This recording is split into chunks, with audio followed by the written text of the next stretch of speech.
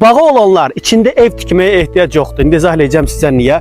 Bu karavanı alırsınız, baxın, heç su çəkməyə, işıq çəkməyə də ehtiyac yoxdur. Burada belə 2 dənə böyük akkumulyator var və bu akkumulyatorlarla günəş paneli ilə 24 saat işığınız var. Eyni zamanda su motoru var, 500 litrlik çəni var və bu su motoru ilə də kifayət qədər 500 litrlik çəni sizə 3 gün, 4 gün bəs eləyəcək. Bunu aparıb qoyursunuz bağa. Alırsınız bizdən, hal-hazırda satılır bu karavan. Aparıb qoyursunuz bağa. Və bağda qəşəng burada istirahət edirsiniz. Burada yata bilərsiniz. 2 nəfərlik yatağı var gördüyünüz kimi. Bu da yataqdır. 2 nəfərlik də burada yatağı var. 4 nəfər yata bilər içində. Eyni zamanda bu stoldur. Həm əyilib yataq olur, həm də stol olur. Burada şkafı var. Üstlərdə şkafları var. Burada hamamı var, tualeti var.